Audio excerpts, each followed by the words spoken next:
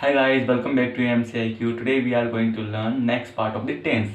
Firstly, आज मैं आपको बता दूं कि लास्ट टाइम हमने ये पढ़ा था, एंड दी एंड हमने ये पढ़ा था, और क्या हुआ कि बैटरी डिस्चार्ज हो गई। एज टेक्निकल इशू है तो कोई दिक्कत नहीं, बैटरी डिस्चार्ज होने की वजह से ये पूरा नहीं हो पाया। तो थोड़ा सा देखना है और कुछ नहीं है कि जैसे हम इज ए मार वोज वर इनके नेगेटिव सेंटेंस बनाते हैं तो किस प्रकार बनाते हैं। Is am are, was were and will be. देखो, is not, am not, are not, was not, were not, ठीक है, इसमें ध्यान रखना, उतना मतलब प्रॉब्लमेटिक नहीं होता है, ठीक है। लेकिन यहाँ देखिए कि विल के बाद नॉट लगता है फिर बी लिखता है। जैसे कि मैं बोलूँगा कि मैं ये काम नहीं कर रहा होऊंगा, तो सेंटेंस हुआ कि I will not be doing that work, I will not be doing this work. That would be a negative sentence of will be, will not be. Okay, so sentence is here. I am not a speaker, मैं एक speaker नहीं हूँ। I am not explaining the math, मैं math explain नहीं कर रहा हूँ। So that's a fact, हम स्पीकर हो सकते हैं, एक्सप्लेन हम कर सकते हैं, ठीक है। So that's a fact of English. So it was the last remaining topic, and today we are going to learn next part of tense. So let's get started. So firstly I have to remove it.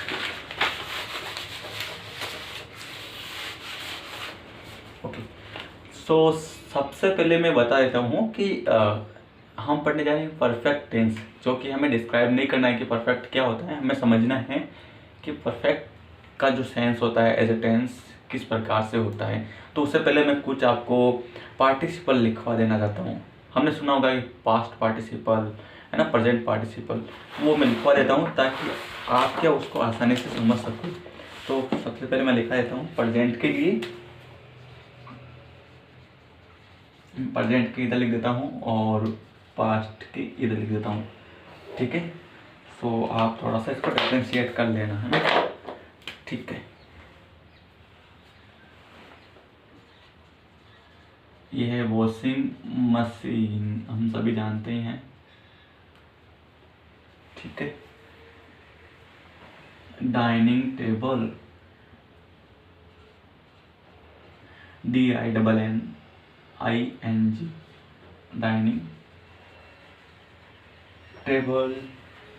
Shopping mall, shopping mall हो गया। और emerging player तो हम सुनते ही हैं, emerging player. एक हम सुनते हैं rising star, shining star.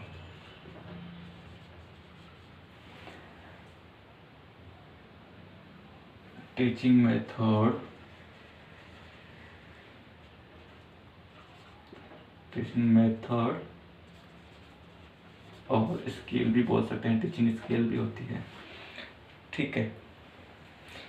And जो हमारे रिलेटिव्स आते हैं या फिर कोई भी गेस्ट आता है तो उसे हम कहाँ रखते हैं, मतलब वहाँ उनको वेटिंग रूम में भेजते हैं ताकि हम वहाँ नाश्ता कर सके, बातचीत कर सके।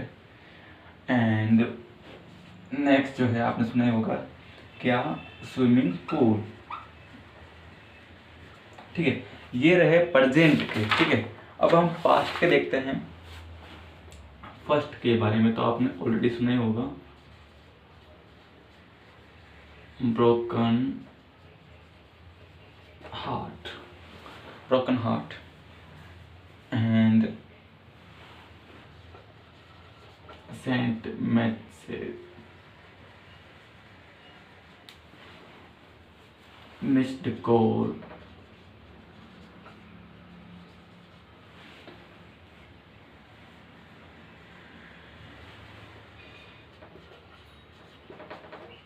drafted mail,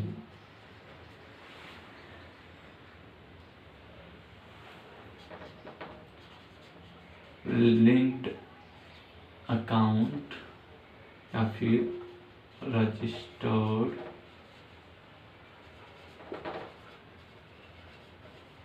number and save the item and एक और होता है स्टार्ट, इसको छोड़ देते हैं।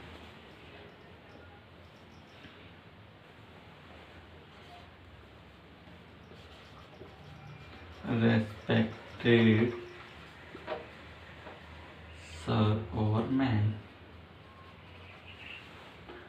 ओके, ऐसे बहुत सारे होते हैं, आप नेट पे सर्च करोगे तो मिल जाएंगे। और उसके अलावा ये जो होते हैं क्या काम आते हैं, ये एज ए वर्ड में काम आते हैं, ठीक है। एज ए वर्ड के रूप में ये यूज़ आते हैं, as a subject, as a object, ठीक है। इनको हम ऑब्जेक्टिव रूप से भी सब्जेक्टिव रूप से भी इस्तेमाल कर सकते हैं। वो कैसे करते हैं वो तो हम सेंटेंस बनाते हुए देखेंगे, और सेंटेंस किस प्रकार बनता है वो तो हम आगे देखेंगे। उससे पहले इनको हम देख लेते हैं कि इनका हिंदी अर्थ भी क्या है और साथ में ये वर्ड कैसे हुए, है ना। देखो, सबसे पहला है प्रेजेंट, ठीक है, जिसमें हम देख रहे हैं वॉशिंग मशीन। आपको पता ही है, उस मशीन को हम बोलते हैं वॉशिंग मशीन, ठीक है। वो एक वर्ड है, वॉशिंग मशीन, कपड़े धोने की मशीन, ठीक है। डाइनिंग टेबल, जहाँ पर हम खाना खाते हैं, ठीक है, डाइनिंग टेबल। शॉपिंग मॉल, देखो हम कहीं शॉपिंग करने जा रहे हैं, ठीक है, तो शॉपिंग मॉल में जाएंगे। और शॉपिंग मॉल क्या एक वर्ड है, जहाँ पर हम खरीदारी करने जाते हैं, जहाँ मॉल पर शॉप करते हैं ना, वही मॉल शॉपिंग मॉल होता है, ठीक है, शॉपिंग मॉल। नेक्स्ट है इमर्जिंग प्लेयर। देखो, इंडिया में काफ़ी प्लेयर्स हैं, कबड्डी के हैं, क्रिकेट के हैं, बहुत सारे गेम हैं उनके हैं। तो हम देखते हैं, कभी ज़्यादातर हमें देखने की शौक़ है प्लेयर्स को, तो ज़्यादातर हम क्रिकेट को फॉलो करते हैं एज माई एक्सपीरियंस। तो वहाँ पर काफ़ी सारे प्लेयर हैं जिनको हम इमर्जिंग प्लेयर बोलते हैं, और काफ़ी सारे हैं जिनको हम एक्सपीरियंस्ड बोलते हैं। तो एक्सपीरियंस्ड, इमर्जिंग, एक्सपीरियंस पास्ट में आ जाएगा, और इमर्जिंग प्लेयर यानी उभरता हुआ सितारा, ठीक है।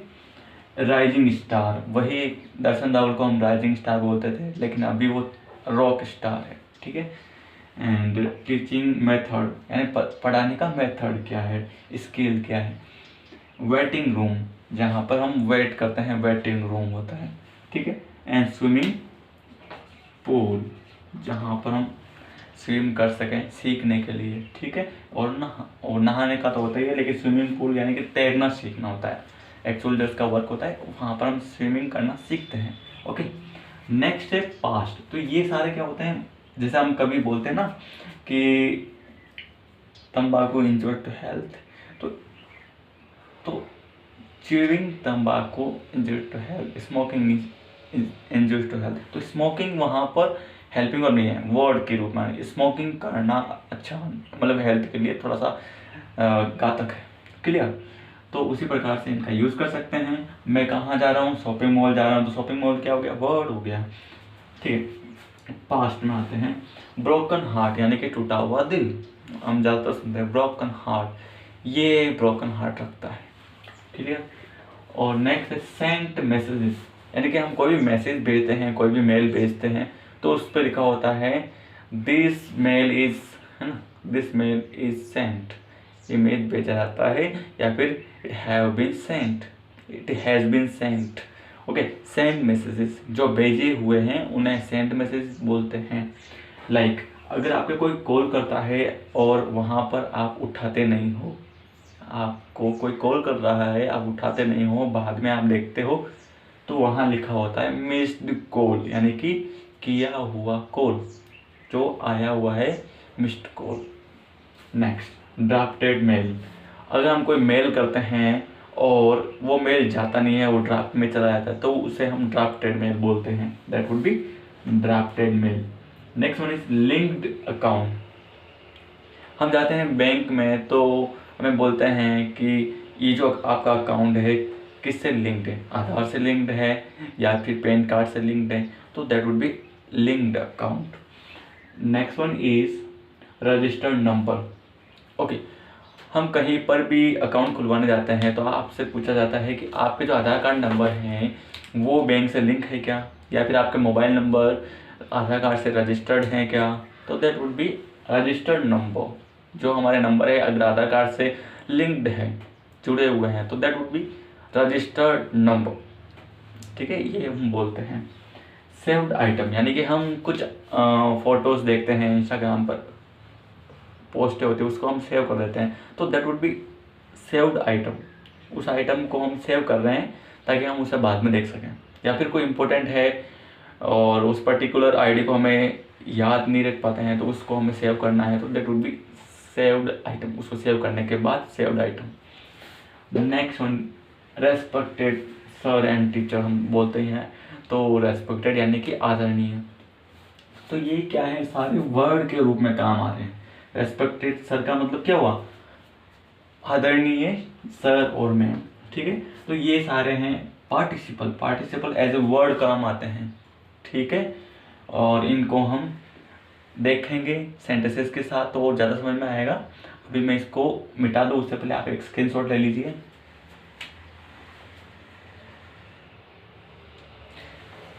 ठीक है, मैं इसको मिटा देता हूँ।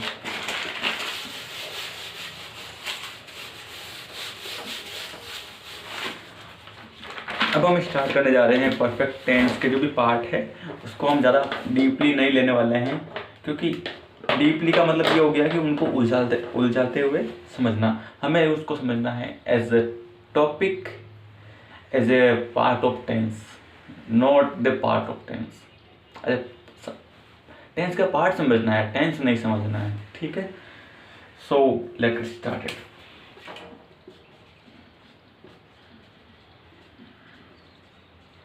Has, have and had and will have. Okay, and these are helping verb for perfect tense. Okay, and इनके साथ लगता है मेन वर्ब का थर्ड फॉर्म। ठीक है, आया समझ में। उसके बाद क्या करना है कि ये जो पार्ट है has a, this is for present like current position, and had for past position, and will for future position.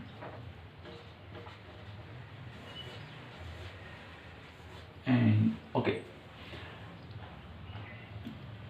So that would B use for perfection. Not perfection means completion of something. Okay, कोई भी काम complete हो चुका है तो आप बोलोगे कि मैंने अपना काम पूरा कर लिया है, मैं अपना काम पूरा कर चुका हूँ। ठीक है, तो ये है पार्ट ऑफ कंप्लीशन, यानी कोई भी चीज़ कंप्लीट हो चुकी है तो उनके लिए हम has, have, had, will have, जो कि एक सेंस यानी कि पोजीशन के अकॉर्डिंग लगाते हैं कि ये करेंट के लिए है या फिर पास्ट के लिए है या फ्यूचर के लिए है। ओके, और थर्ड फॉर्म किसके लिए यूज़ करते हैं कि कोई भी वर्क कंप्लीट हो चुका होता है तो उनके लिए यूज़ करते हैं।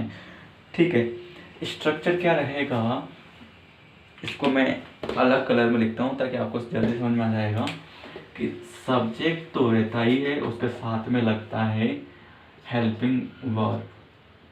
ठीक है, तो ये सभी क्या हैं, ये सभी हैं हमारी हेल्पिंग वर्ब। हैज़ जो कि प्रेजेंट के लिए है, हेड जो कि पास्ट के लिए है, विल जो कि फ्यूचर के लिए है। तो ये हेल्पिंग वर्ब है, उनके साथ लगेगा मेन वर्ब का थर्ड फॉर्म और उसके बाद ऑब्जेक्ट। ये चीज़ यहाँ क्लियर हो जाती है मेथड के साथ। ओके, सो यहाँ हमें कोई भी वो नहीं होनी चाहिए, क्या बोलते हैं, डिफ़िकल्टीज इनको समझते हुए, क्योंकि ये चीज़ परफेक्शन, कंप्लीशन या फिर जो हम कंप्लीट कर चुके हैं उनके लिए यूज़ में आती है। सेंटेंसेस समझेंगे तो समझ में आ जाएगा, लेकिन एक चीज़ मैं बता देता हूँ हिंदी में कि जैसे मैं बोलता हूँ कि मैंने exam was were, will be, उससे पहले do, does and did and will, इन सब को मैं कंप्लीट करा चुका हूँ, यानी कि मैं पढ़ा चुका हूँ। ठीक है। और ऐसी बात कहूँ कि मैंने पोजीशन पढ़ाया है, मतलब हमने इसको सीखा, उससे पहले ही मैंने पोजीशन करवा दिया है, तो मैं पोजीशन पढ़ा चुका था। आपकी क्लास स्टार्ट करने से पहले, आपके टेंस स्टार्ट करने से पहले मैं पोजीशन पढ़ा चुका था। ठीक है, तो वो भी कंप्लीट होने की बात है। और मैं आपके टेंस कंप्लीट करवा चुका होऊंगा या मैं करवा दूंगा। तो क्या हुआ कि ये मैं आपको टेंस पूरा पढ़ाने की बात कर रहा हूँ कि मैं आपके सारे टेंस पढ़ा दूंगा। I will have completed your work with tense work. Okay, यहाँ मैं आपको चीज़ कंप्लीट होने की बात बता रहा हूँ। स्टार्टिंग में डू डज में तो हमने पढ़ा कि मैं ये करता हूँ, है ना, वह ये करता है, उसने ये किया। ठीक है, उसके बाद मैंने बताया कि मैं आपको पढ़ा रहा हूँ, आप मुझे सुन रहे हो, आपके दोस्त मेरे वीडियो देख रहे हैं, आपके पड़ोसी बातें कर रहे हैं, बच्चे धमाल कर रहे हैं। ठीक है, वो खेल रहा था और वह खेल रही थी, हम खेल रहे होंगे। ठीक है, उसी के साथ हमने सीखा कि अगर मैं कुछ हूँ तो वहाँ पर भी इज़ेम और वॉज वर्ड का इस्तेमाल करते हैं कि I am teacher, you are student and they were guilty. Okay, तो यहाँ पर हमने होने वाली चीज़ सीखी, तो ये चीज़ें मैंने कंप्लीट करवा दी हैं। ठीक है, और इसमें हम सीखने वाले हैं ऐसी चीज़ें जो मैंने कंप्लीट कर ली है, उसके बारे में डिस्क्राइब करना चाहता हूँ, तो वो चीज़ मैं इसके अकॉर्डिंग यूज़ करूँगा। ठीक है, स्टार्ट करते हैं। ठीक है, प्रेजेंट के साथ स्टार्ट करते हैं, हैज़ और हैव के साथ। जो हमारा पहला सेंटेंस रहेगा वो ये है, यू हैव। ऐसा करता हूँ मैं, पहले सेंटेंस लिख देता हूँ, फिर बाद में डिस्क्राइब कर दूंगा, है ना, ताकि फटाफट काम हो जाए। डन।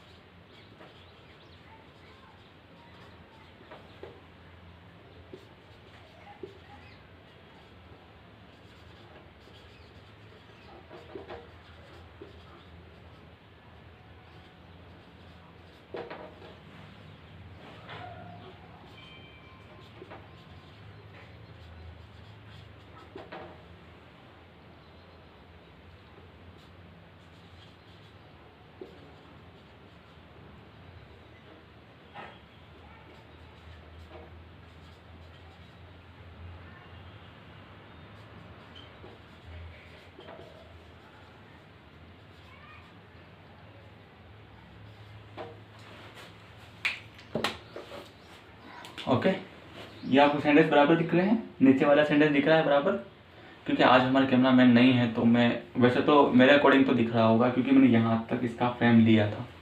ठीक है, तो ध्यान रखिए। ओके, मैं यहाँ सेंटेंस का मीन बता देता हूँ।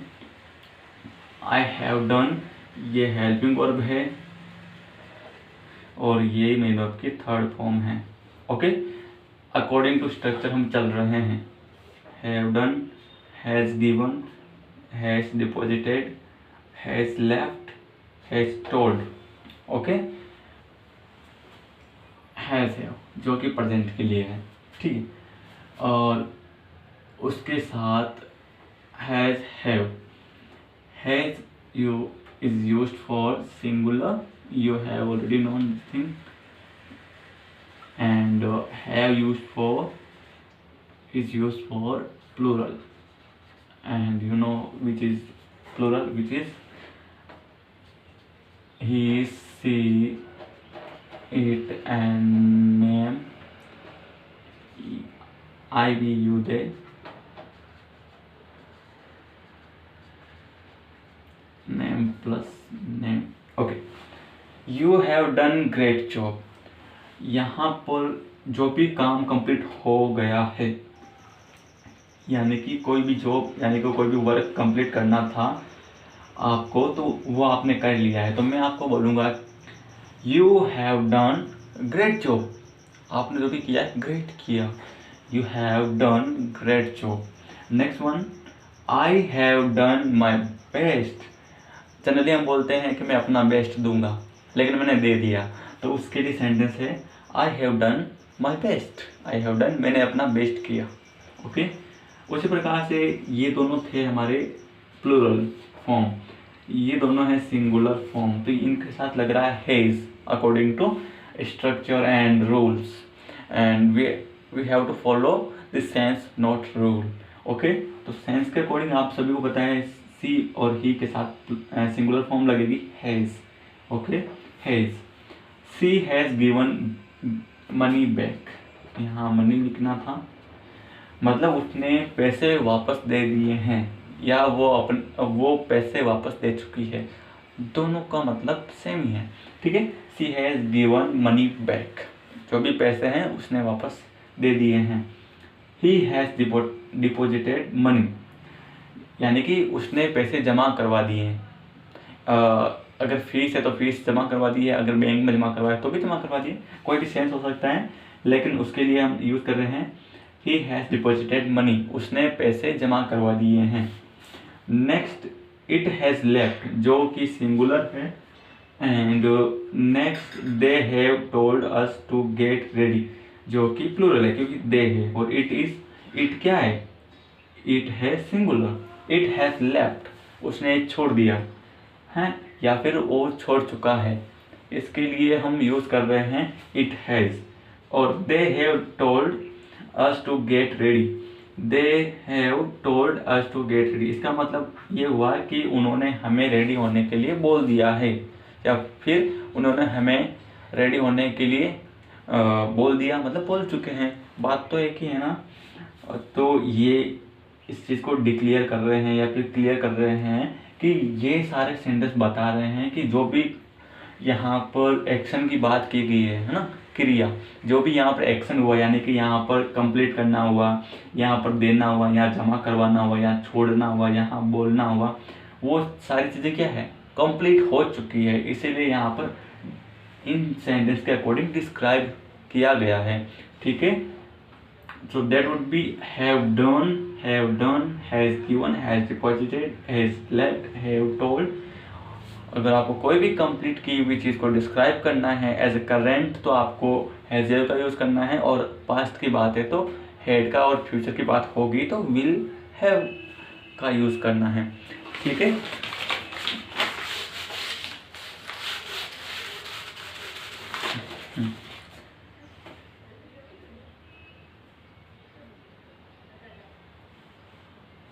एक दो सेंटेंस और दिखाता हूँ मैं आपको। You have brought, BROUG, brought me back at home.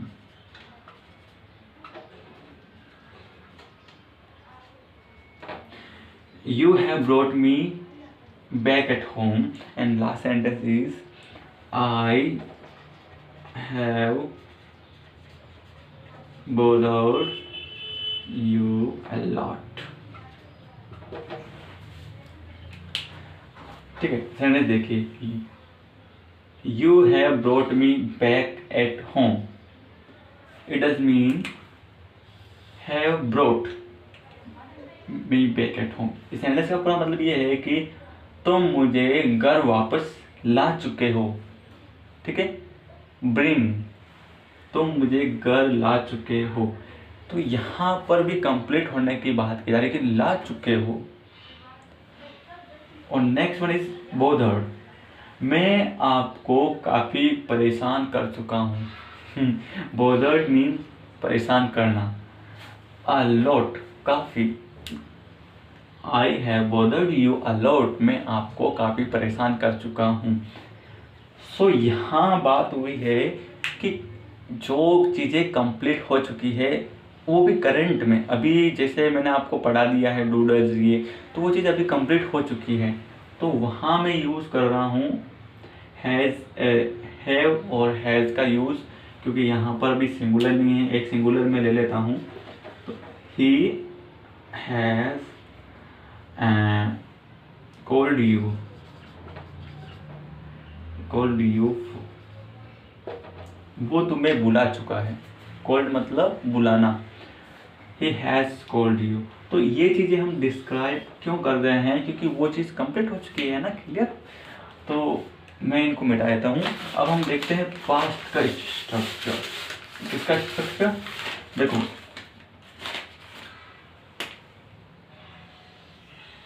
Has complete and अब हेड स्टार्ट कर रहे हैं जिसमें ऑल सब्जेक्ट लगते हैं, ठीक है, ये सारे सब्जेक्ट लगते हैं, ठीक है। सेंटेंस पहले मैं लिख देता हूँ, फिर मैं आपको समझा दूंगा।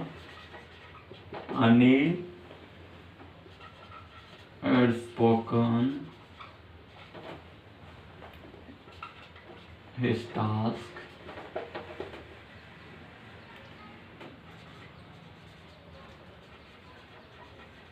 Bollywood has released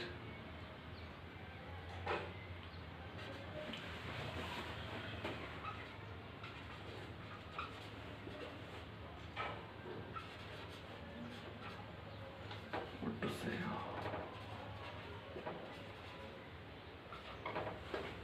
and next would be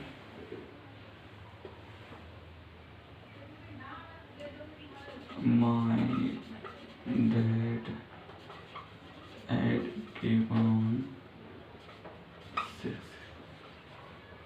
to its job.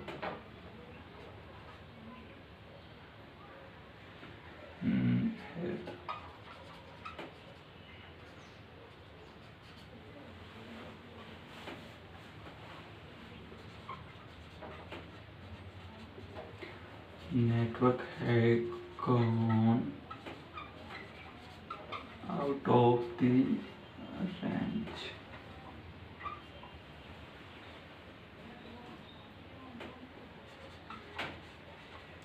Anjali had become doctor, but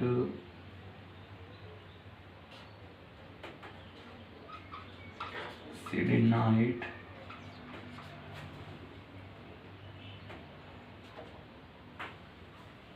she had denied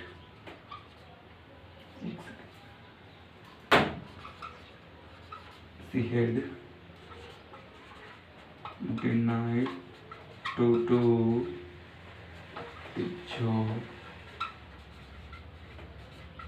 professionally.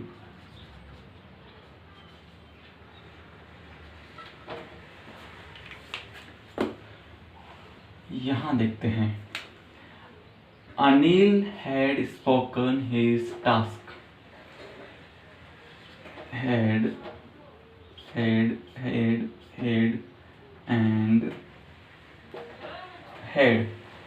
Anil had spoken his task, इसका मतलब ये हुआ कि अनिल अपना टास्क बोल चुका है, जो भी उसका टास्क था बोलने का वो बोल चुका है।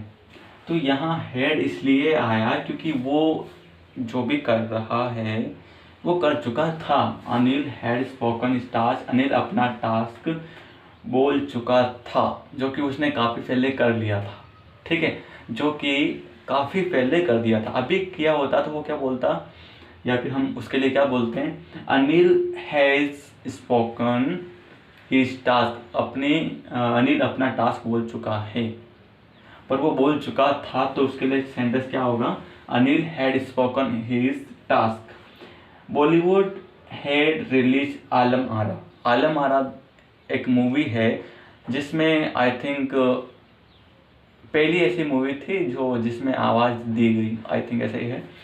तो पहली बोलती हुई मूवी बोलते हैं शायद, इसको पूरा मेरे को कंफर्म नहीं है, लेकिन हाँ कि पहली बोलती हुई मूवी है। बॉलीवुड हैड रिलीज मतलब बॉलीवुड आलम आरा को मतलब रिलीज कर चुकी थी, अभी की बात है नहीं, पुरानी बात हो गई, काफ़ी पुरानी। तो वो आलम आरा पहली बोलती हुई मूवी या फिर आलम आरा मूवी रिलीज कर चुके थे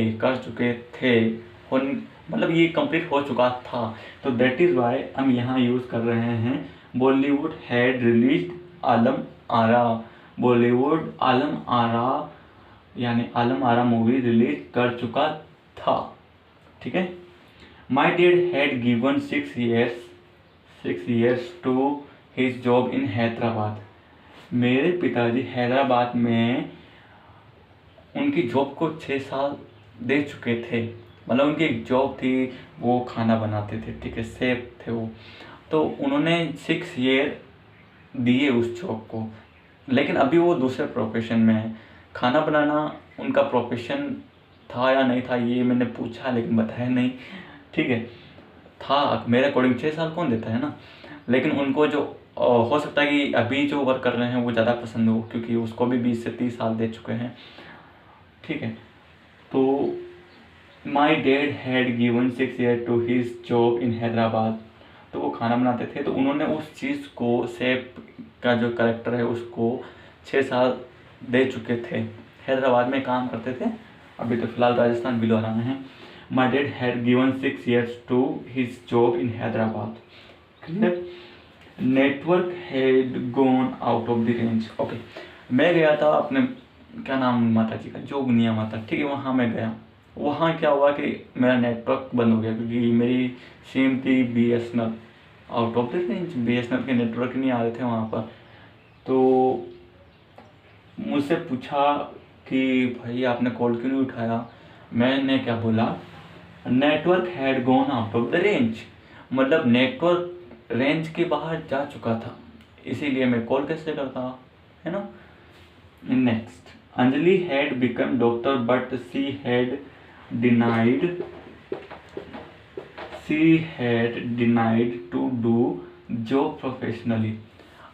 अंजलि डॉक्टर बन चुकी थी, अंजलि डॉक्टर बन चुकी थी, लेकिन उसने अपनी जॉब को प्रोफेशनली करने के लिए मना कर दिया। क्यों कर दिया? क्योंकि उसको प्रोफेशनली नहीं करना था, क्योंकि उसे तो केवल डॉक्टर बनना था, लोगों की हेल्प करनी थी, प्रोफेशनली नहीं करना था। क्योंकि प्रोफेशनली हम ज़्यादा हेल्प नहीं कर पाते हैं, हमें एक जगह रहकर काम करना होता है।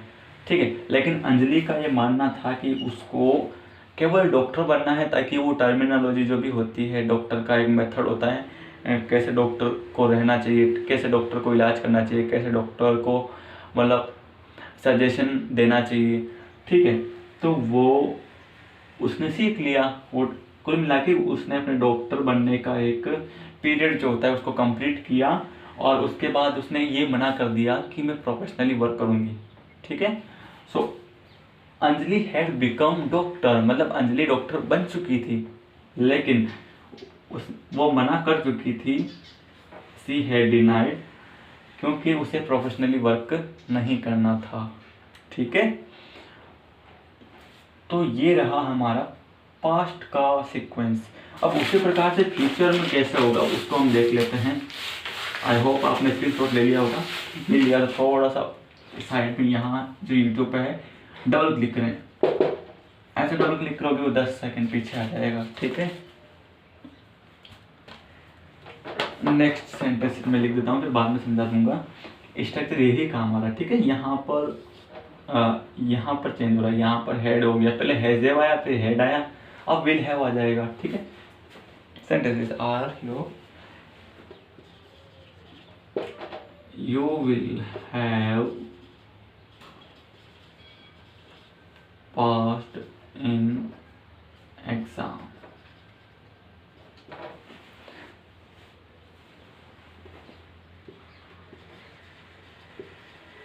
you will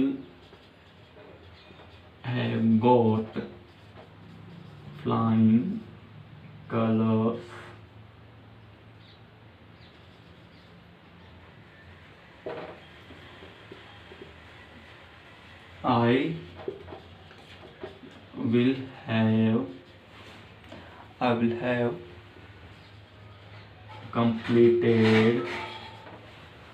I will have completed my duty। my duty to teach you.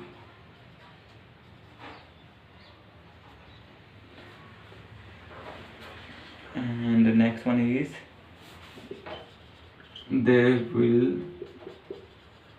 have fulfilled their dreams.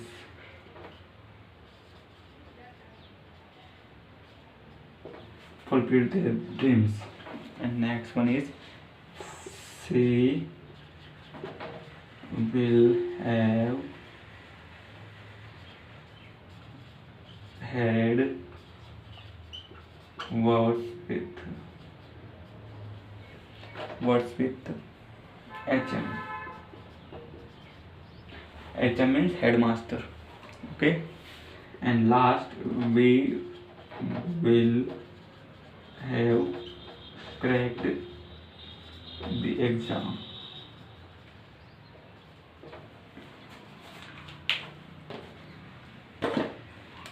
Okay, sentence यहाँ देखो आप, यहाँ मैंने फ्यूचर से रिलेटेड बनाया क्योंकि हम फ्यूचर में जो भी कंप्लीट कर चुके होंगे उसके लिए हम एक प्लान बना रहे हैं, क्योंकि हम उसके ऊपर वर्क कर रहे हैं और वर्क करेंगे तो ऑब्वियसली हम अपने कंप्लीट कर लेंगे ड्रीम्स को या फिर जो भी प्लान्स है उनको। You will have pass in exam, मतलब तुम एग्ज़ाम में पास हो चुके होंगे या फिर आप एग्ज़ाम पास कर चुके होंगे। ठीक है, you will have pass in exam, आप एग्ज़ाम पास कर चुके होंगे। उसी प्रकार you will have got flying colours. Flying colours का मतलब होता है अच्छे मार्क्स, अच्छे अंक। You will have got flying colours मतलब आप अच्छे अंक प्राप्त कर चुके होंगे, क्योंकि आप एग्ज़ाम दोगे, पास हो जाओगे, लेकिन अच्छे अंक के साथ पास हो जाओगे।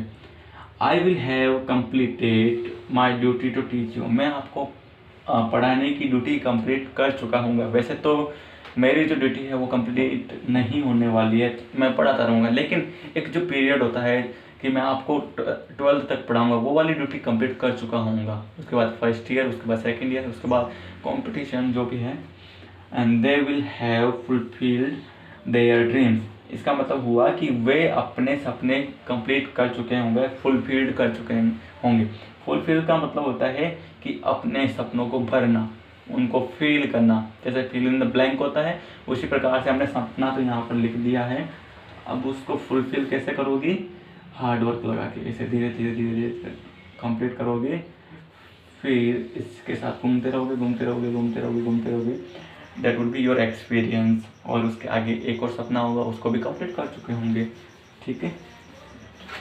And next one, she will have had, देखो यहाँ पर कंफ्यूजन होता है। एक बार ऐसा हुआ कि मैं अपने दोस्त के साथ उसके घर पे था और हम दोनों 10th में थे और हमें एग्ज़ाम की तैयारी करनी थी। तो मुझे थोड़ी सी इंग्लिश ज़्यादा आती थी, क्योंकि मैं 6th स्टैंडर्ड तक तो मेरी इंग्लिश बिल्कुल ही गुल थी, क्योंकि समझ में नहीं आता था। 9th में मुझे ज़रूरत थी कि मुझे इंग्लिश में इम्प्रूव करना है, क्योंकि उस समय क्या था कि 8th तक तो हुआ कि हमें जो दिया हुआ उसको, जैसे कि हेल्पिंग वर्ब देती है, उसके बाद रट्टे रटाए हुए थे उसी को चिपका दो उस पर, उसी से नंबर मिल जाते थे। लेकिन 9th में ऐसा हुआ कि क्वेश्चन आंसर भी करने पड़े। तो 9th में क्वेश्चन आंसर करने पड़े तो फिर इंग्लिश सीखनी पड़ी, है ना। तो इंग्लिश सीखनी पड़ी तो काफ़ी फैक्टर क्लियर हो गया, क्योंकि मुझे सीखने की इच्छा तो काफ़ी अच्छी थी और खेलने की भी थी। तो खेलता था और कूदता था, तो उससे मेरा थोड़ा सा माइंड एक साथ था, क्लियर था। ठीक है, उससे मैंने इंग्लिश सीख ली। तो मैं अपने दोस्त के साथ डिस्कस कर रहा था, क्योंकि उसने मुझे बुलाया कि तेरी इंग्लिश अच्छी है तो मुझे कुछ सिखा देना। ठीक है, तो हमने एक सेंटेंस देखा जहाँ पर हैव हेड एक साथ में आ रहा था, हैव भी था, हेड भी था। तो उसने बोला यार ये यहाँ मिस प्रिंट हो चुका है, ये मिस प्रिंट है, हैव के बाद हेड कहाँ से आ जाएगा? या तो हैव अकेला आएगा, हेड अकेला आएगा। जैसे हमने सीखा ना अभी, हैज़ है और फिर हेड सीखा, अभी विल हैव सीख रहे हैं। तो विल हैव के बाद हेड कहाँ से आ गया है? तो उसने ये बोला कि ये मिस प्रिंट है, तो इसको छोड़ देते हैं। और मैंने भी इग्नोर कर दिया, क्योंकि मुझे भी प्रॉपर रीज़न नहीं पता था, तो मैं भी उसे गलत नहीं बताना चाहता था। तो उसने बोला छोड़ दे, तो मैंने भी छोड़ दिया। लेकिन जब मुझे पता चला कि ये इसलिए, मतलब इसका एक फैक्टर है कि हैड यहाँ एक थर्ड फॉर्म के रूप में यूज हुआ है। जैसे हैव यानी क्या होता है रखना, हैज यानी क्या होता है रखना, जो कि पोजेशन एक पोजेशन का रूप है यानी कि रखना। पोजेशन मैंने पढ़ा दिए हैं, हैज, हैड और विल हैव, वो आप देख लें, उसकी लिंक आपको डिस्क्रिप्शन में मिल जाएगी। उसका लगभग 30 मिनट का वीडियो है और उसे क्लियर कर लेना, 2 की स्पीड में देख लेना। वो भी एक छोटा सा पार्ट है, टेंस का नहीं है लेकिन लॉजिकली आपको ज़रूरत उसकी होती है, ठीक है। तो हैज़ क्या होता है, एक मेन वर्ब भी होता है, उसकी थर्ड फॉर्म होती है हैड, ठीक है, और सेकंड भी हेड होती है। तो यहाँ पर थर्ड यूज हुई हेड, तो यहाँ पर इसका मतलब हुआ she will had words with HM, HM means head master, ठीक है। तो इसका मतलब क्या हो गया कि मैं वह एचएम के साथ वर्ड्स रख चुकी होगी, यानी कि वर्ड्स रखना मतलब बातचीत करना, वह एचएम के साथ बातचीत कर चुकी होगी, ठीक है। जैसे हम बोलते हैं आई हैड फूड, यानी कि मैंने खाना खा लिया है, तो इसका मतलब भी यही होगा कि she will have had food, वो खाना खा चुकी होगी, क्लियर।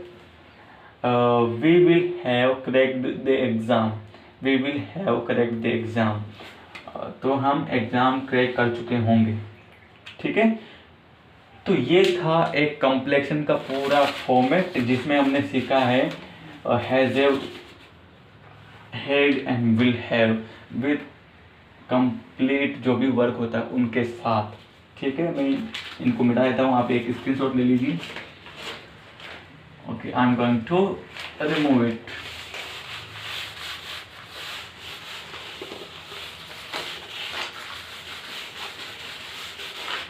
अब मैं इसका छोटा सा पार्ट बता देता हूँ कि इनके जो नेगेटिव फॉर्म होते हैं वो कैसे बनते हैं, क्योंकि इनमें कंफ्यूजन आसानी से हो जाता है बच्चों को, है ना।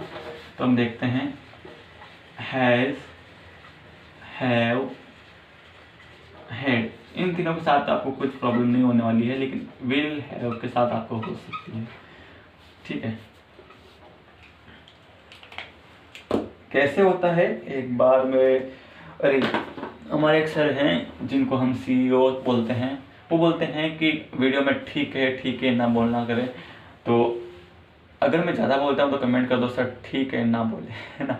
उन्होंने कहा कि थोड़ा सा ध्यान रखें, क्योंकि उनको है ध्यान रखना, आपको भी ध्यान रखना है कि मैं किसी चीज़ से आपको बोर कर रहा हूँ तो उस चीज़ को मुझे बता दें, कमेंट में कर दें कि सर ये चीज़ आप ना करें तो अच्छा है, तो वो चीज़ इम्प्रूव होती रहेगी। यहाँ हम स्टार्ट करते हैं।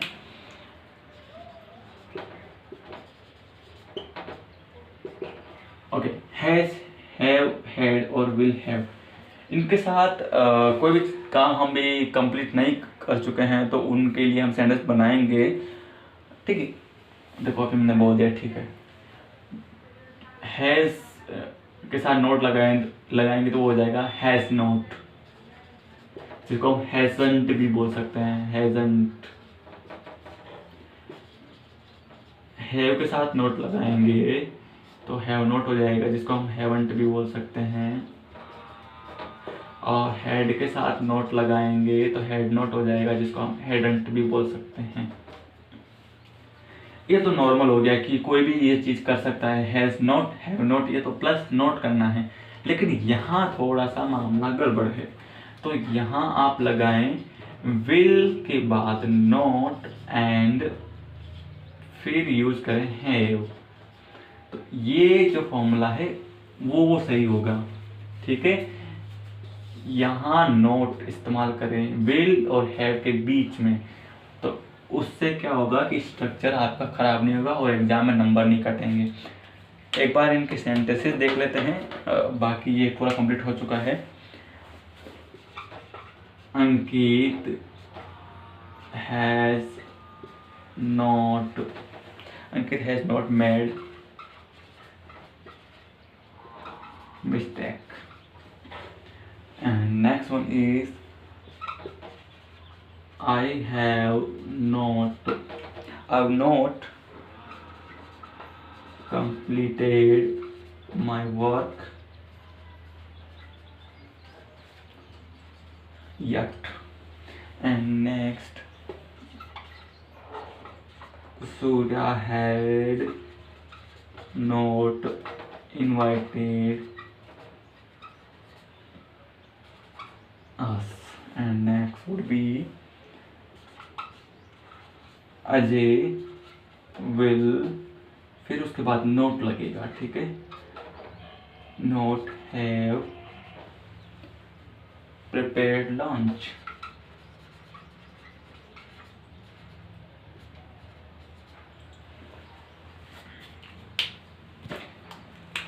इन्हीं के अकॉर्डिंग सेंटेंसेस है कि अंकित हैज नॉट मेड मिस्टेक, अंकित ने कोई मिस्टेक नहीं की है, या फिर वो कोई मिस्टेक नहीं कर चुका है, वो अपना वर्क कर चुका है, कोई मिस्टेक नहीं की है, ठीक।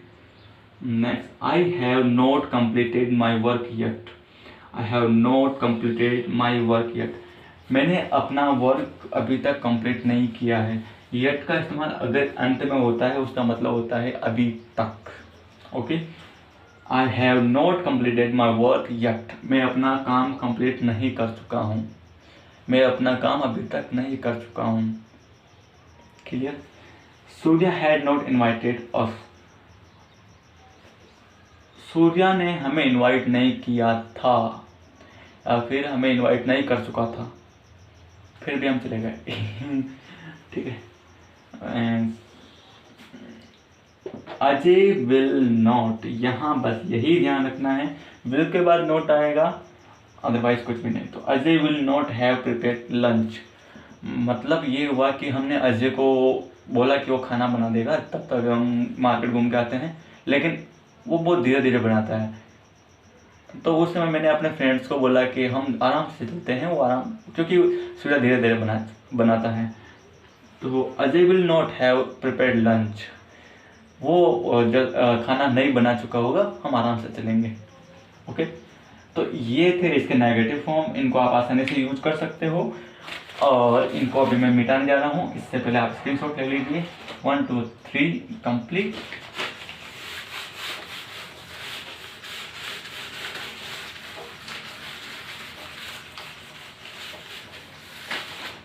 सो गाइज, ये था आज का फर्स्ट लेसन, जिसमें हमने परफेक्शन वाली चीज़, कंप्लीट होने वाली चीज़ सीखी है, और इसके अकॉर्डिंग हम आसानी से एक्शन ले सकते हैं। एक्शन का मतलब ये हुआ कि जो भी चीज़ हम कंप्लीट कर चुके हैं तो उसमें इनका इस्तेमाल कर सकते हैं, ठीक है। और इसके बाद एक छोटा सा कॉन्सेप्ट और बचा है, उसके बाद हम देखेंगे टेंसेस के जितने भी क्वेश्चंस होते हैं उनको हम सॉल्व कैसे करेंगे, यानी कि क्वेश्चन सेट हम सॉल्व करने वाले हैं। तो 10 मिनट के 10 सेकंड के ब्रेक के बाद मिलते हैं, और उसके बाद जो लास्ट कॉन्सेप्ट है उसको पढ़ेंगे, फिर अगले वीडियो में हम क्वेश्चन सेट लेकर आएंगे। Okay, thank you so much.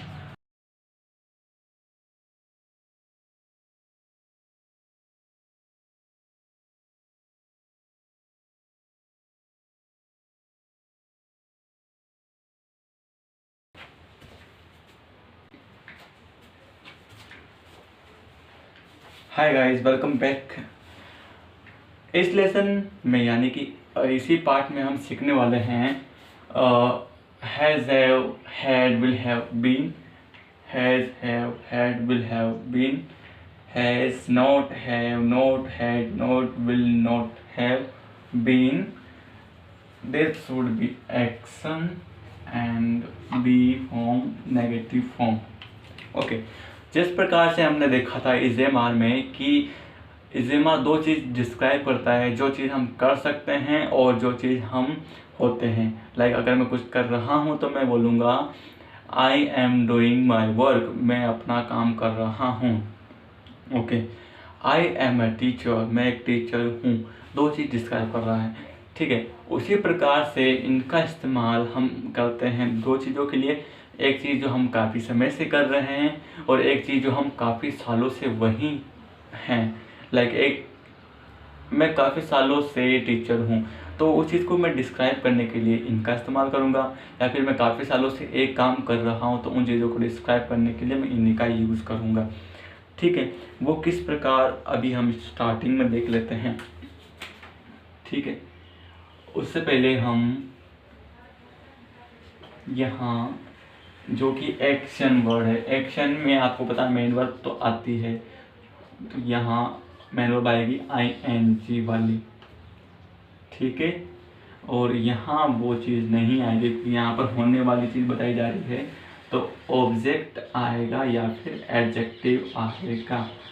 और यहाँ अगर आप इनके बाद एक्शन वर्ड यूज़ करते हो तो ये वाला पार्ट वापस आ जाएगा कि बीन के बाद मेन वर्ब के आईएनजी फॉर्म, मेन वर्ब के आईएनजी फॉर्म, या फिर बी वाली फॉर्म यूज़ करते हो तो वहाँ यूज आ जाएगा ऑब्जेक्ट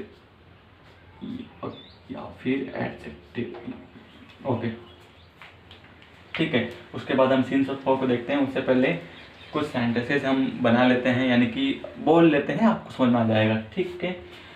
एक्शन, लाइक आप कोई भी काम कर रहे हो, उसको काफ़ी समय से कर रहे हो, तो वो चीज़ को डिस्क्राइब करने के लिए आप हैज़ हैव का इस्तेमाल करोगे, जो कि करंट के लिए है, और हैड का वही कि जो पहले आप करते थे वो चीज़, और एक फ्यूचर के लिए जो विल है जो उसी के लिए होगा, जो अभी हमने पढ़ाई है परफेक्शन के टाइम, जो भी कंप्लीट वाली चीज़ें होती हैं उनके लिए। और ये भी वही चीज़ है, लेकिन थोड़ी सी कंटिन्यू है ना, वो चीज़ अभी तक भी है। जैसे कि मैंने बोला कि मैं पढ़ा चुका हूँ, लेकिन वही काम मैं अभी तक कर रहा हूँ, मैं पढ़ा रहा हूँ, ठीक है। काफ़ी समय से पढ़ा रहा हूँ, तो उन चीज़ों को डिस्क्राइब करने के लिए इनका इस्तेमाल करेंगे। पहला सेंटेंस है he has been doing he has been pursuing CA, he has been pursuing CA foundation. Okay, he has been वह फाउंडेशन कोर्स कर रहा है। हैज़ बिन डूइंग ये उसमें शामिल है। हैज़ बिन ये चीज़ बता रहा है कि वो चीज़ काफ़ी समय से हो रही है, कि कोई भी व्यक्ति होगा CA परसुइंग कर रहा है, वो एक दिन में तो कंप्लीट नहीं करेगा, ऑब्वियसली नहीं करेगा, वो काफ़ी समय लेगा। यानी कि अगर 3 साल का कोर्स है 3 साल में, 2 साल का 2 साल में, 1 साल का 1 साल में। तो he has been doing, he has been doing pursuing CA, तो वो काफ़ी समय से परसुइंग कर रहा है। Clear. I have been teaching you tense, मैं मतलब कब से पढ़ा रहा हूँ टेंस, 1-2 दिन पहले से, है ना। तो वो चीज़ लगातार चल रही है, तो काफ़ी समय से चल रही है। या फिर ऐसा बात किया जाए कि मैं स्पोकन पढ़ा रहा हूँ, उसको भी कंप्लीट नहीं कर चुका हूँ, यानी कि अभी तक चल रहा है, उसमें भी हम पोजीशन कर रहे हैं ना। तो मैं स्पोकन पढ़ा रहा हूँ, या फिर मैं ऐसा बोलूँ मैं काफ़ी समय से स्पोकन पढ़ा रहा हूँ, ठीक है। I have teaching you spoken English, I have been teaching you spoken English. तो हैव बीन में छिपा हुआ है कि मैं काफ़ी समय से वो चीज़ पढ़ा रहा हूँ, वो चीज़ मैं कर रहा हूँ। उसी प्रकार से हैड बीन किस प्रकार यूज़ करेंगे, कोई चीज़ जो मैं कर रहा था, ठीक है। लाइक मैं 3 सालों से, या फिर मैं काफ़ी समय से RSCIT या फिर टेली कोर्स करवा रहा था। I had been teaching, I have been instructing as a trainer, I have been instructing as a trainer at for Tally and RSCIT। Okay, so I had been लगाया मैंने वहाँ पर। क्यों लगाया? क्योंकि मैं अभी नहीं करता हूँ वो चीज़, पहले करता था। तो आई हैव बीन मैंने उसे आई हैड बीन इसलिए लगाया, ठीक है। आई हैड बीन मैंने इसीलिए लगाया क्योंकि वो चीज़ अब मैं नहीं करता हूँ। अगर अभी मैं करता हूँ तो मैं ज़रूर लगाता, ठीक है।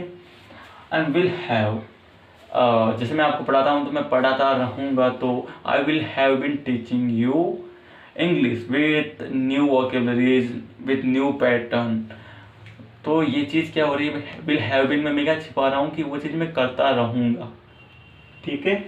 I will have been teaching you spoken English, competitive English and the literacy. Thank you so much. और उसी प्रकार से मैं डिस्क्राइब करता हूँ कि मैं टीचर तो हूँ, आई एम ए टीचर, लेकिन मैं काफ़ी समय से टीचर हूँ, तो मैं ऐसे बोल सकता हूँ आई हैव बीन टीचर। जैसे कि आपके सामने कोई टीचर आया है, वो आपका टीचर कब तक है? कुछ 2 दिनों से हैं, तो वो क्या है? आपके लिए टीचर है, ही इज़ योर टीचर। लेकिन आप मेरे बारे में किसी को बताते हो तो आप बताओगे कि Raj sir has been our teacher, Raj sir हमारे टीचर हैं। तो हैज़ बीन क्या डिस्क्राइब कर रहा है कि मैं काफ़ी समय से आपका टीचर हूँ, ठीक है। उसी प्रकार से मैं ट्रेनर था, तो I had been a trainer of RCIT Tally और computing, okay. And will have and we will have been a learner, हम एक लर्नर रहेंगे। और विल हैव बीन में क्या छिपा हुआ है कि हम आने वाले समय तक लर्नर रहेंगे। तो वी विल हैव बीन अभी से लेकर आने वाले समय तक, तो उस चीज़ में ड्यूरेशन छिपा रहेगा, उस चीज़ में एक काफ़ी लॉन्ग पीरियड छिपा रहेगा जिसे हम चीज़ को डिस्क्राइब कर रहे हैं कि मैं, यानी कि हम we will have been a teacher, sorry learner. हम लर्नर, मैं भी टीचर हूँ लेकिन मैं भी लर्नर तो रहूँगा, आप भी लर्नर रहोगे। आप चाहे बड़े हो जाओ छोटे जाओ, किसी चीज़ को सीख रहे हो, लाइफ लेसन हो, कॉम्पिटिटिव लेसन हो, स्टडी किसी भी प्रकार की हो, वो आप सीख रहे होंगे। तो एज ए लर्नर आप, you will have been a learner, okay. Next one is negative sentence अगर हम यूज़ करते हैं। मैं ऐसा बताता हूँ कि मैं प्राइवेट स्कूल में कभी भी नहीं गया ना, इसीलिए मैं गवर्नमेंट में ही पढ़ रहा हूँ। तो मैं I have not been studying in private school, I have not been studying in private school. और she has not been pursuing CS course, she has not been pursuing CS course, because वो CA है तो CS का course क्यों परसू करेगी, है ना। उसने कुछ किया था कुछ दिनों के लिए, फिर छोड़ दिया, फिर CA करने लगे। और हैड बीन के लिए लगाऊंगा I had not been having vulgar things, I had not been having waste of time. मैं मतलब मैं वेस्टिंग करने वाली चीज़ें नहीं, मैं अपने टाइम को वेस्ट करने वाली चीज़ें नहीं रख रहा था, वेस्टिंग टाइम नहीं रख रहा था, ठीक है। Will not have been, okay. We will not have been bothering someone, हम किसी को भी परेशान नहीं कर रहे होंगे क्योंकि हम अपनी प्रॉब्लम सॉल्व खुद ही कर रहे होंगे। We will have been helping ourselves to solve the problems, okay. That is why we will not have been bothering someone, okay. तो ये चीज़ क्लियर कर रही है कि हम इनका इस्तेमाल कैसे करते हैं। ये चीज़ तो समझ में आ गया आपको। अब सिंस और फॉर भी आता है एग्जाम में, वो कैसे आता है वो चीज़ आप समझ लीजिए, ठीक है। सिंस, पहले फॉर का देख लेते हैं। फॉर में ऐसा होता है कि हम किसी चीज़ को एज ए पीरियड बता रहे हैं। जैसे कि मैंने बताया कि मेरे पिताजी 6 सालों से हैदराबाद में वर्क कर रहे थे एज ए शेफ, वो खाना बनाते थे, ठीक है। तो उन्होंने 6 साल तक वर्क किया, तो उनका एक एक्सपीरियंस था। तो मैं क्या बोल सकता हूँ, my father had been working as a chef for 6 years at Hyderabad, okay. तो यहाँ पर मैं पीरियड बता रहा हूँ, लेकिन सिंस में क्या होता है कि पॉइंट ऑफ टाइम होता है। जैसे कि मैं तुम्हें 2 बजे से पढ़ा रहा हूँ, तो पॉइंट ऑफ टाइम क्या हो गया 2 बजे, और अभी बज रही है लगभग 3 बजने वाली है, ठीक है। तो मैं 1 घंटे से पढ़ा रहा हूँ, वो चीज़ डिस्क्राइब ऑलरेडी हो चुकी है, क्योंकि 2 से 3 के बीच में 1 घंटा होता है, तो मैं 1 घंटे से पढ़ा रहा हूँ। तो मैं ये बोलता है कि मैं 1 घंटे से पढ़ा रहा हूँ, I have been teaching you for 1 hour, for the 1 hour। And वही चीज़ मैं बोल रहा हूँ कि I have been teaching you since 2 o'clock, ठीक है। अब इन दोनों में डिफरेंस कैसे करोगे, ठीक है। तो डिफरेंस करोगे क्योंकि अगर सिंस का इस्तेमाल करते हो तो उसका कोई रिप्लाई नहीं मिलेगा, मतलब रिप्लाई में आपके लिए कोई क्वेश्चन नहीं मिलेगा। लेकिन फॉर को यूज़ करते हो तो उसमें रिप्लाई के लिए आपको क्वेश्चन मिलेगा। क्यों मिलेगा वो देखिए।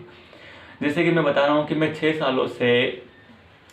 सालों से इंग्लिश पढ़ा रहा हूँ, ठीक है। अब कब से 6 सालों में कौन सा 6 सालों से पढ़ा रहे हो? मैंने 6 सालों से इंग्लिश पढ़ाई, तो मैं कब से बता रहा हूँ। जैसे कि अगर आपसे कोई पूछे आप 6 सालों से इंग्लिश पढ़ा रहे हो, ठीक है, कब से पढ़ा रहे हो? 2013 से पढ़ा रहे हो, 2012 से पढ़ा रहे हो, 2014 से पढ़ा रहे हो, क्वेश्चन बना।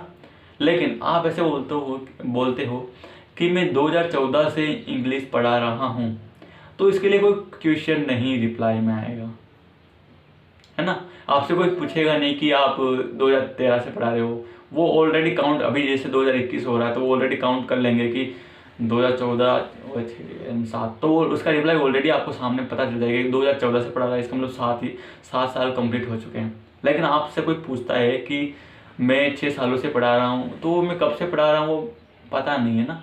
आप वो काउंट थोड़ा सा डायरेक्टली आप लगा सकते हो कि 2021 से 6 साल काउंट हटा लोगे तो लमसम उसका आंसर आएगा कि 2014 से या फिर 2013 से, सॉरी 15 से पढ़ा रहा होगा। लेकिन मैं यही आपको वो देता हूँ कि I have been teaching since 2014, तो ये क्लियर हो गया कि इसके आगे आपको क्वेश्चन नहीं पूछोगे कि आप कब से पढ़ा रहे हैं। लेकिन जैसे कि मैं अभी बोलता हूँ वीडियो में, तो आपको पता ही है कि आपको पता नहीं कि मैं कब से पढ़ा रहा हूँ। अगर आपने डाउनलोड कर ली है वीडियो और आपको पता नहीं कि वीडियो कब अपलोड हुई है, और मैं अभी 2 बजे पढ़ा रहा हूँ और आप शाम को 4 बजे या फिर शाम को 7 बजे पढ़ रहे हो, ठीक है, तो उस समय आपको पता नहीं चलेगा कि मैं आपको 2 बजे से पढ़ा रहा हूँ, ठीक है। तो उस समय में अगर सेंटेंस ये होता है आपके सामने कि I have been teaching you for 1 hour, तो आपको पता नहीं चलेगा कि मैं कब से पढ़ा रहा हूँ, है ना। लेकिन मैं ये यूज़ करता हूँ कि I have been teaching you for 2 o'clock, तो आपको पता चल जाएगा कि 2 o'clock है, तो आप बैठे थे 7 बजे और 8 बजे उठ रहे हो, तो आपको पता चल जाएगा 1 घंटे पढ़ाया है। लेकिन मैं ऐसे बोलता हूँ I have been teaching you for 1 hour, तो आपको ये नहीं पता चलेगा कि मैं 2 बजे पढ़ा रहा था, 3 बजे पढ़ा रहा था, 4 बजे पढ़ा रहा था, क्योंकि आप खुद कितने बजे पढ़ रहे हो? 7 बजे पढ़ रहे हो, और मैंने वीडियो बनाया, मैंने 2 बजे से पढ़ाया है, तो वो चीज़ आपको क्लियर नहीं होगी। तो 4 में आपके सामने क्वेश्चन बनेगा, ठीक है, कि मतलब मैं 3 सालों से पढ़ा रहा हूँ, तो 3 साल कौन से हैं, और सिंस में आपको वो चीज़ पता चल जाएगी। तो कुछ सेंटेंस हम डिस्कस कर लेते हैं, जैसे कि you have been watching me, you have been learning tense for the half an hour, for the 1 hour, तो आप 1 घंटे से टेंस पढ़ रहे हो। तो यहाँ पर फॉर इसलिए लगाएगा कि वो डिस्क्राइब नहीं कर रहा है। आप क्वेश्चन पूछ सकते हो कि कब से पढ़ रहे हो, टाइम पूछ सकते हो, ठीक है, उससे क्वेश्चन रिफ्लेक्ट हो रहा है। और वही मैं बोल दो कि I have been teaching you since 2 o'clock, तो वहाँ क्वेश्चन का कोई प्रॉब्लम नहीं है, क्वेश्चन नहीं पूछोगे मुझसे आप, ना। और एक और चीज़ मैं बता देता हूँ, जैसे कि 2 लड़के हैं, दोनों कहाँ हैं? मेरा सर्कल पे खड़े हैं। या फिर ऐसा करते हैं, एक लड़का मेरा सर्कल पे खड़ा है और एक लड़का बापूनगर खड़ा है, ठीक है, और वो आता है EMCIQ पर। एक लड़का मेरा सर्कल से चलकर EMCIQ पर आया, ठीक है, उनको मैं यहाँ बताता हूँ, ये है मेरा सर्कल, ये है EMCIQ, ये है मेरा सर्कल MC यानी मेरा सर्कल, और ये है हमारी बापूनगर PP, ठीक है। तो वो एक आया बापूनगर से और एक आया कहाँ से? मेरा सर्कल से, ठीक है। मैंने आपसे पूछा, जो मेरा सर्कल से आया उससे मैंने पूछा कि तुम कहाँ से आए हो, है ना, तो उसने बोला कि मैं मेरा सर्कल से आया हूँ। मैंने बोला कि आप कितने दूर से आए हो? उसने बोला मैं मेरा सर्कल से आया हूँ। और एक ने बोला जो कि बापूनगर से आया, मैंने उससे पूछा आप कहाँ से आए हो, तो उसने बोला कि मैं 5 किलोमीटर से आया हूँ। तो यहाँ पर मेरा सर्कल जिसने बोला है उसके लिए हम इस्तेमाल करेंगे सिंस। अब क्यों करेंगे ये देखो, सिंस इस्तेमाल क्यों करेंगे? क्योंकि मेरा सर्कल पॉइंट वाली चीज़ है कि हमें पता है कि मेरा सर्कल वहाँ है, तो हमें पता है कि यहाँ से मेरा सर्कल 2 किलोमीटर दूर है, वो चीज़ ऑटोमेटिकली क्लियर हो गई है, ठीक है। जो बापूनगर से आया उसने बोला कि मैं 5 किलोमीटर से आया हूँ, तो 5 किलोमीटर इधर से भी हो सकता है, इधर से भी हो सकता है, उधर से भी हो सकता है, इधर से भी हो सकता है। मतलब चारों दिशाओं में कोई भी दिशा हो सकती है। वैसे तो 10 दिशाएं होती है, लेकिन हम 4 दिशाएं काउंट करें, east, west, north and south. तो चारों दिशाओं में से किधर से 5 किलोमीटर आया, ये क्वेश्चन हम मुझसे पूछ सकते हैं। ठीक है, फिर वो बोलता है कि बापू नगर से आया है, तो हम उसको सिंस में ले लेंगे। ठीक है, और उसने मेरा सर्किल बोला है, हमें मेरा सर्किल के बारे में पता है, तो वो सिंस में आ जाएगा। 2 चीज़ क्लियर हो गई। मतलब दोनों चीज़ें, 2 मैंने आपको तरीके बता दिए कि किस तरह से काउंट करते हैं। एंड एक और मैं बता देता हूँ कि फैक्ट वाली बात होती है। ठीक है, मैं आपको सुबह से पढ़ा रहा हूँ, मॉर्निंग से। ठीक है, मैं मॉर्निंग से पढ़ा रहा हूँ, तो वहाँ मॉर्निंग क्या है, मॉर्निंग हमेशा सुबह ही होती है, सिंस मॉर्निंग यहाँ इसलिए लगाते हैं। एक फैक्ट हो गया कि मैं जन्म से ही लड़का हूँ, या फिर मैं जन्म से ही पढ़ा रहा हूँ, जब से मैं पैदा हुआ तब से पढ़ा रहा हूँ। ठीक है, कुछ इशारों से पढ़ा रहा हूँ, कुछ अभी बड़ा हो गया तो लिखा कर पढ़ा रहा हूँ। ठीक है, मैं जन्म से ही देख रहा हूँ। ठीक है, तो जन्म भी क्या एक पॉइंट है, जब हम पैदा हुए थे। हम कब पैदा हुए हैं, आप लोगों को पता है कि मेरा बर्थडे 2 सितंबर को आता है, तो आपको पता ही है। और कब मेरा हुआ था, 2000 को, या 99, जो भी 99 को हुआ था। ओरिजिनल 2000 है, लेकिन डॉक्यूमेंट के अकॉर्डिंग 99 है। तो वो आपको पहले से पता है। ठीक है, क्योंकि आपको मेरा डेट ऑफ बर्थ पता है। लेकिन मैं ऐसे बता दूं कि मैं काफ़ी समय से पढ़ा रहा हूं, तो उसमें आपको पॉइंट नहीं मिलेगा। और मैं यहाँ मैं बोल रहा हूँ जन्म से पढ़ा रहा हूँ, या फिर मैं सुबह से पढ़ा रहा हूँ, तो सिंस मॉर्निंग। मैं काफ़ी समय से पढ़ा रहा हूँ, मैं सुबह से पढ़ा रहा हूँ, या दिन से पढ़ा रहा हूँ, या पिछले 2 घंटे से पढ़ा रहा हूँ, ये नहीं पता चल रहा। लेकिन सिंस मॉर्निंग, मॉर्निंग क्या है, फैक्ट वाली बात है, तो वो सुबह ही होती है, सुबह। ठीक है, और जन्म भी एक पॉइंट हो गया है। ठीक है, तो till then bye bye guys. और इनका आप सेंटेंस बनाएं। और ये हम अब तक हमारा टेंस पूरा क्लियर हो चुका है। नेक्स्ट वीडियो में हम सीखेंगे क्या इन पर जो भी क्वेश्चन आते हैं, आपके एग्जाम में जो भी क्वेश्चन आएंगे, जो मैं पढ़ाऊंगा उन्हीं में से आएंगे। ठीक है, तो मैं कुछ अभी सेंटेंसेस बनाऊंगा, उनमें से कुछ मीनिंग जो होगी वो आपको मैं निशान लगा दूंगा, वो मीनिंग का आप ध्यान रखिएगा। उसके थर्ड फॉर्म क्या होती है, सेकंड फॉर्म क्या होती है। और दूसरी चीज़, जो चीज़ क्लियर हो गई, टू टच क्लियर हो गया, एजेमार क्लियर हो गया, वॉजबर क्लियर हो गया, मतलब वो विल बी क्लियर हो गया, हैज़ हैड और will have plus third form use हो गया, ये हैज़ बीन का भी यूज़ हो गया है। तो इस प्रकार से हमारे सारे सेंटेंसेस, सारा टेंस कंप्लीट हो चुका है। ठीक है, मैंने क्वेश्चन टैग भी आपको पढ़ाया है, लेकिन हम अलग से और पढ़ेंगे उनको। और इस प्रकार से हमारे टेंस क्लियर होते हैं। और टेंस को आप ध्यान से पढ़ते, दोनों वीडियो आपको देखने हैं, पूरे देखने हैं। समझ में नहीं आता है तो एक बार पूरा आराम से देख लें, फिर स्पीड में एक बार वापस देख लें। और नोट्स आपको बनाना है तो बना सकते हैं, बनाएंगे तो अपने हाथों से बनाओ, स्क्रीनशॉट ले रहे हो उनको लिख भी लो, है ना।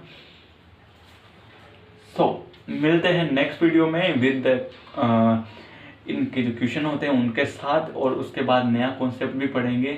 पहले उसका जो भी उनके जो क्वेश्चन है 50 से 60 क्वेश्चन हम करेंगे। सिर्फ उन क्वेश्चन को आपको लिखना नहीं है, उन क्वेश्चन को आपको समझना है, आपको रिप्लाई करना है कमेंट के जरिए कि इनका ये रिप्लाई है, इनका ये रिप्लाई है। और जिनमें कन्फ्यूजन है उसको रिप्लाई कर देना है। इनमें भी अभी तक कोई कन्फ्यूजन है तो उसको रिप्लाई कर देना है। So guys, till then bye bye, thank you so much, we will meet in next class. Okay, thank you so much.